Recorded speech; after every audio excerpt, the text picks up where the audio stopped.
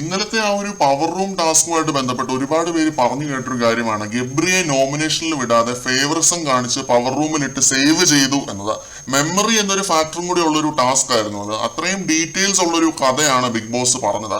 അതുകൊണ്ട് തന്നെ ആദ്യം ചോദിക്കുന്ന ആള് കറക്റ്റ് ഉത്തരം പറയാൻ സാധ്യതകൾ വളരെ കൂടുതലാണ്. ഇത് ഞാൻ വെറുതെ പറയുന്ന ഒരു കാര്യമല്ല, നമ്മളിത് ലൈവിൽ നിന്നും സ്ക്രീൻഷോട്ട് എടുത്ത ആ ഒരു ടൈം നോക്കി തന്നെ പറയാം.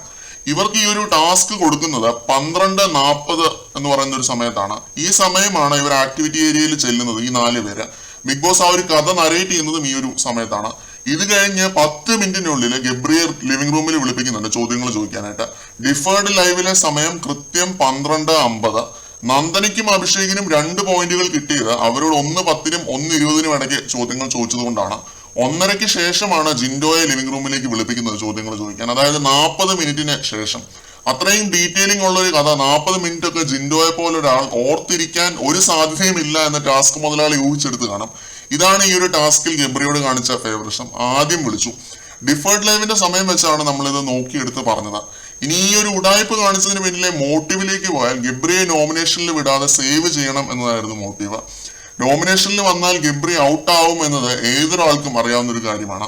ഗബ്രി അവിടെ വേണം എന്ന ടാസ്ക് മുതലാളിയും ഷോ ഡയറക്ടറും ആഗ്രഹിക്കുന്നു എന്ന് വേണം കരുതാൻ. അതുകൊണ്ടാണ് ഈ ടാസ്കിൽ ഇങ്ങനെ ഒരു ഫേവറിസം കാണിച്ചത്. കാര്യങ്ങൾ നിങ്ങൾക്ക് വ്യക്തമായി മനസ്സിലായി എന്ന് ഞാൻ വിശ്വസിക്കുന്നു. കൂടുതൽ അപ്ഡേറ്റുകളുമായിട്ട് നമുക്ക് വീണ്ടും കാണാം.